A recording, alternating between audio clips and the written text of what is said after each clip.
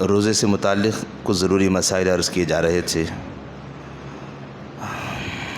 مسائل سے اعمال کی حفاظت ہوتی ہے اور عمل کی حفاظت کرنے میں مسئلے بڑے مددگار ہوتے ہیں، اس سے بڑی مدد ملتی ہے ہمیں، لہذا مسائل کا علم ہونا چاہیے۔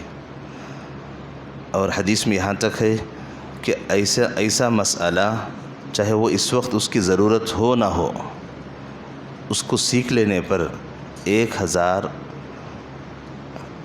رکعت نفل نماز پڑھنے کا ثواب ملتا ہے، چاہے اس وقت اس کی ضرورت ہو نہ ہو، تب بھی دونوں مسائل میں۔ اس میں بہت سارے ایسے مسائل آئے ہیں، بہت ساروں کو اس کی ضرورت نہیں پڑتی۔ نوجوانوں کو ایسے مسئلے کی ضرورت نہیں پڑتی کہ روزہ جو عمر رسیدہ لوگوں کے لیے ہمیشہ بیمار رہنے کے لیے جن لوگوں کو جو مسئلہ ہے وہ مسئلہ نوجوانوں کو پیش نہیں آتا، لیکن مسئلہ جان لیے ہیں، صرف جان لینے پر 1000 رکعت نفل نماز کا ثواب ملتا ہے۔ لہذا مسائل کو توجہ سے سننا ہے اور اس کو اپنی زندگی میں۔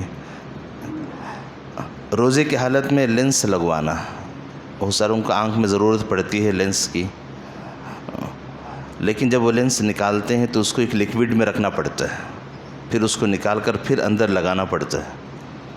اگر وہ سونے کی حالت میں اس کو نکالے اور اس لکوڈ کی ڈبی میں اگر اس کو رکھ دے، پھر جب جاگنے کی حالت میں اس کو اٹھا کے لگا لے، تو اب مسئلہ یہ ہوتا ہے کہ کیونکہ اس نے ایک دوائی میں رکھا ہے، لکوڈ میں اس میں رکھا ہے، اور اس کو نکال کر جب لگائے گا تو اس کے ساتھ وہ لکوڈ بھی تو ہوگی، دوائی ہوگی۔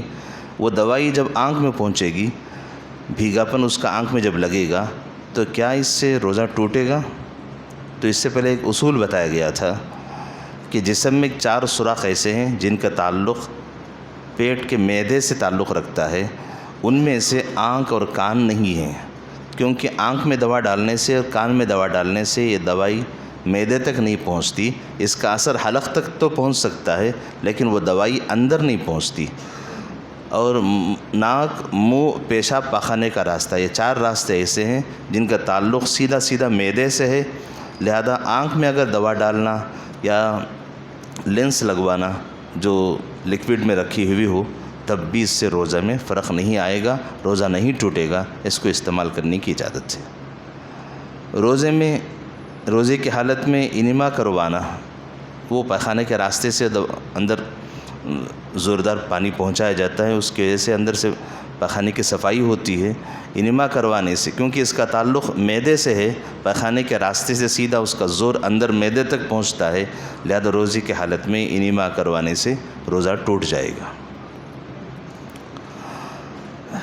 1-2 مسئلے تھے، انشاءاللہ تقریباً جو ضرورت کے روزے کے مسائل ہیں وہ تقریباً آ گئے ہیں، انشاءاللہ بعد میں دوسرے مسائل عرض کیے جائیں گے۔ وضو اور غسل کے مسائل عرض کیے جا رہے تھے، جو ایک ایمان والے کے لیے عبادت کا بنیادی حصہ ہے، اگر وہ پاک ہی نہ ہو تو عبادت کیا کرے گا؟ اس کے لیے غسل کے مسائل آپ کے سامنے ضرورت کے آئے تھے، اب وضو کے مسائل عرض کیے جا رہے ہیں۔ وضو کے آپ کے سامنے فرائض اور سنتیں دونوں باتیں آ گئی تھی۔ وضو سے متعلق ایک مسئلہ یہ ہے کہ اگر وضو کرنے کوئی بندہ بیٹھا ہو لیکن اس کے ہاتھ اور پیر میں رنگ یا پینٹ لگا ہوا ہو، تو اب وہ رنگ یا پینٹ لگا ہوا ہو تو وضو کرنا ہے تو کیسا وضو کرے گا؟ یہ بہت اہم مسئلہ ہے۔ ایک تو ہے کپڑے کو رنگ کرنے والا، ایک ہے دیوار اور لکڑی کو پینٹ مارنے والا، دونوں میں فرق ہے۔ کپڑوں کو رنگ کرنے والا ایسے ہی ہے جیسے کپڑے دھونے کے بعد نیلی ڈالی جاتی ہے جس کی وجہ سے ہاتھ میں نیلا پن نظر آتا ہے، اور ایسے مہندی کا رنگ کی طرح وہ کپڑے کا رنگ بھی ہے کہ اس کے اندر دل پن کوئی نہیں ہوتا، وہ صرف رنگ ہے، اور رنگ ہاتھ کے حصے پر پانی پہنچانے سے روکتا نہیں ہے، لہذا اگر صرف رنگ لگا ہوا ہو وہ ایسی ہے جیسے مہندی کا رنگ ہے۔ مہندی کا رنگ آدمی کے ہاتھ تک پانی پہنچانے سے رکاوٹ نہیں ہے، لہذا اس رنگ سے یا مہندی کے رنگ سے یا کپڑے دھونے کے بعد نیلی کے رنگ سے وضو میں کچھ فرق نہیں پڑتا۔ البتہ دیوار اور لکڑی کو پینٹ مارنے والا جو ہوتا ہے وہ پینٹ ایک دل قسم کا ہوتا ہے، جب وہ جسم پر وہ لگ جائے تو وہ پینٹ پانی کو جسم تک لگنے نہیں دیتا، اوپر سے پسلا دیتا ہے، لہذا اس پینٹ کو کھسانا، اس پینٹ کو یہاں سے ہٹانا ضروری ہے، ورنہ تو اس کا وضو اور غسل نہیں ہو سکتا۔ یہ بہت اہم مسئلہ ہے۔ لکڑی اور لوہے پر روغن اگر جم گیا ہو، یعنی پینٹ لگا ہو، اس کو اتارے بغیر وضو نہیں ہوگا۔ یہ مسئلہ ہے کہ اس کو کھسانا ضروری ہے، چاہے وہ بلیڈ سے کھرچا جائے یا نہیں تو اس کو پیٹرول کے ذریعے سے اس کو دھویا جائے، اس کے بعد ہی اس کا وضو ہوگا، ورنہ تو وہ مسئلہ آپ کے سامنے ہونا چاہیے۔ ایک بال کے برابر بھی اگر جسم کا حصہ سوکھا ہو، یعنی وہ پینٹ کے نیچے کا حصہ سوکھا رہتا ہے، وہاں تک پانی نہیں پہنچتا، لہذا اس پینٹ کو وہاں سے ہٹانا ضروری ہے۔ ہٹے گا تو وہ جسم کا وہ حصہ بھیگے گا، جب بھیگے گا تو آدمی غسل میں بھی پاک ہوگا، وضو میں بھی پاک ہو جائے گا، اس کے بعد اس کو نماز پڑھنے میں بڑی مدد ملے گی اور نماز پڑھنے کے قابل و لائق بن سکے گا۔ ایک مسئلہ ہے، بہت اہم مسئلہ ہے، اس کی طرف توجہ دیں۔ اور اسی وضو کے درمیان اور وضو کے شروع میں کچھ دعائیں ہیں، دعاؤں کا اہتمام بہت ضروری ہے۔ وضو سے پہلے کی دعا صرف بسم اللہ، الحمدللہ تو ہر مسلمان کو آتی ہے۔ وضو کے درمیان ایک بڑی عظیم الشان دعا ہے، اس کو بھی یاد رکھ لینی چاہیے۔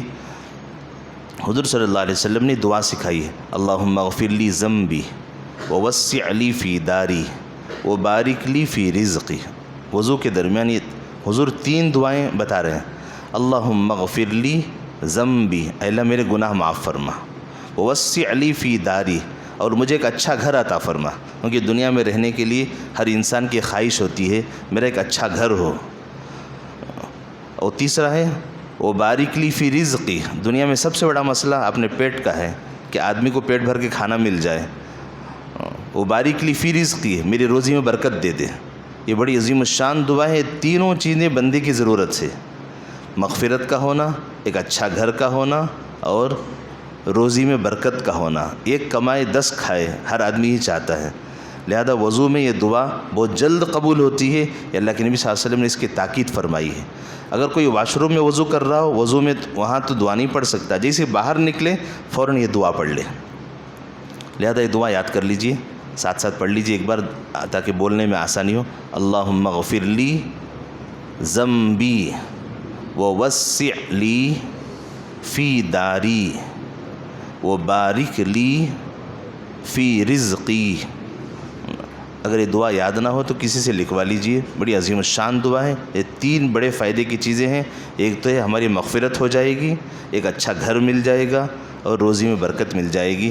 یہ نبی نے امت پر مہربانی کر کے دعا سکھائی ہے اور بندے کی ضرورت کو بتایا ہے۔ اللہ کرے کہ مجھے اور آپ کو عمل کی توفیق مل جائے۔